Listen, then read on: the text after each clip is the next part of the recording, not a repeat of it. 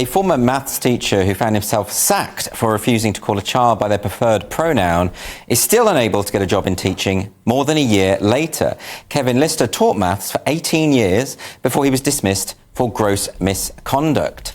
Ex-maths teacher and bad law spokesman Kevin Lister joins us now to explain what happened. Welcome to the show. Thank you, Andrew. Now, Kevin, you've been on the show before and you told your story, but a lot of people watching won't know about it. What happened to you? So, yeah, just a quick summary. So, I had a student. She was 17 years old. She tells me that she wants to change her name. I raise it as a safeguarding, change her name obviously to a male name.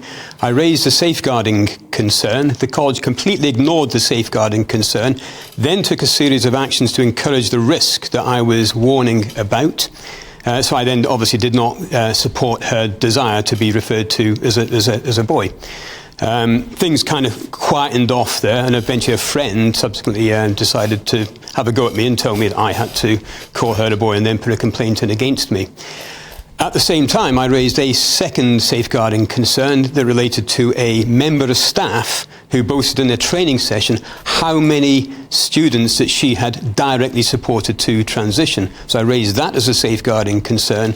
That was ignored. And then for all of that, I was then branded as transphobic and then dismissed. So a lot of people would say that if you're not affirming that pupil's chosen gender, that you are causing that pupil emotional and psychological harm. Correct. And what's basically happened is the college have then referred me to the LADO, and then from the LADO to the DBS, the Disclosure and Barring Service. Part of that justification was that I was right-wing.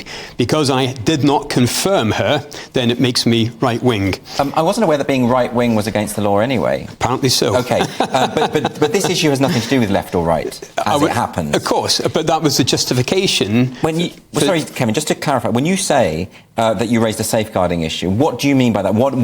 Where is the risk here? Yeah, so as a teacher, if you have a safeguarding concern, you have a right, duty and obligation to raise that concern and for that concern to be investigated formally. My concern is that if I was to support her belief that she is a boy and encourage her to adopt a male persona, it then starts that social transition. The next stage is easier for her to move on to, which is to start self-medicating, perhaps with testosterone.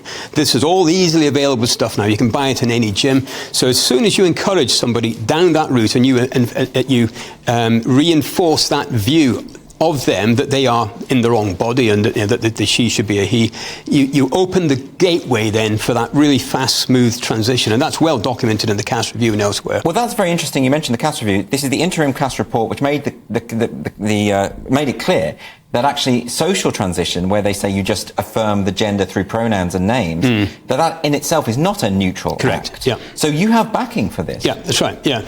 So under Section 100 in the Employment Act, what I'm arguing is that I have acted in a way to try and ensure the safety of the child by not doing the affirmation. But you were fired for this. And I was fired for this. And so where's your claim going now? Because presumably you're taking a stand. Of course, yeah. So it's due in the Employment Tribunal on the 18th of March next year. Yes. But in parallel to that, I've also been referred to the DBS, as I was saying. So there is a danger, for example, now that I could win in the Employment Tribunal, but the DBS could still accuse me of a safeguarding violation. Now, we will both know, because we've been in the teaching profession, a lot of people won't know, the DBS, the Disclosure Barring Service, everyone has to do this if they apply for a teaching job. Correct. But all sorts of things can be flagged on that. Even, by the way, non-crime hate incidents, which are nothing. That's just when someone makes a complaint, usually for ideological reasons.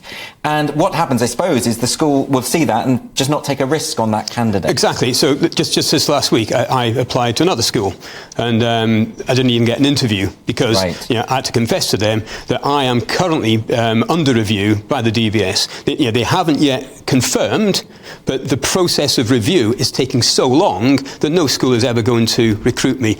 At the moment, that review process has lasted 10 months. So I was referred in February this year. Yes. 10 months, this review has been ongoing. In 10 seconds, you could have seen that this was just malicious, nonsense. So this is the problem, because your critics will say, yes, but you are legally allowed to work. This doesn't bar you from working. The reality of it is that when a headmaster or headmistress gets this application and the DBS thing flags something, they just won't bother with the interview, right? Is that not right? Chance. Exactly. Not and you've chance. got your letter on screen here. You've made this exact point. Yeah, that's right. So it is a kind of preemptive punishment. It is. Yeah. They make the process the punishment. Yes. So fundamentally, the DBS have got two options.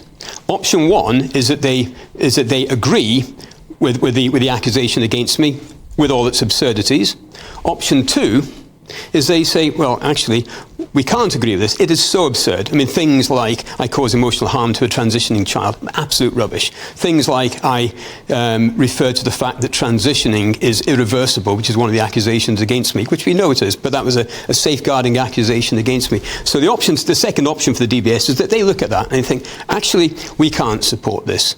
There's no way we can uphold this safeguarding consent. If they do that, they have, I would have thought, a moral obligation to say, this is so ridiculous and a child has been harmed that the school itself should now be under the DBS cosh. So what is it you hope will happen at this point? That firstly, the tribunal will go your way. I hope the tribunal will go my way. But then could the DBS be forced to a position where they can scrub it effectively? I honestly don't know what the relationship is between the DBS and the tribunal. I don't think anybody else seems to know either. This seems to be in uncharted territory. Yes. I think the thing now is to expose this in its maximum publicity and spotlight so we possibly can. Yes. It was interesting, actually, earlier on, you had the discussion about Anne Frank, yes. Which I think has got incredible parallels to this.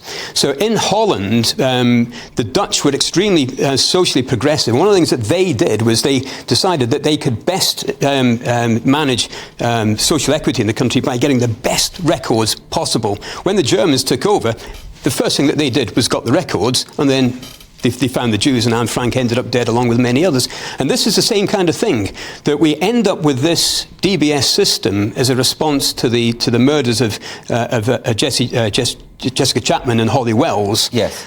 And we built this system up, which is now perfectly at risk of being abused in the way that it's being abused just now. But that's an important point, that this was a well-intentioned thing. You know, that man should not have been employed in a school. Like, he was a risk. Yeah. So we do need some sort of safeguarding measure. Of course. I'm 100% behind that, and I've used the safeguarding processes. But what I'm highlighting here is that well-intentioned data collection that the DBS was meant to be is something in this environment that our society is moving towards is a tool that can be used effectively now to suppress free speech and to cause safeguarding harm. So when is the tribunal? So the tribunal is 18th of March next year. So in the interim, you're just in limbo, really? I'm in complete limbo, yeah. And this is affecting a lot of teachers, isn't it? Yeah, that's right. And if I go the whole way, if I get done by the DBS on the safeguarding accusation, it says to the rest of the country, don't raise your head above the parapet on this at all, or in fact on any other issue. This is a complete tool where we can see any kind of free speech, any kind of debate, any discussion in schools completely and utterly destroyed. Yes, I mean, that's the issue, is it intimidates other people and they feel they can't speak anymore. Very interesting. We're going to be keeping an eye on your case. Kevin Lister, everyone. Thank you.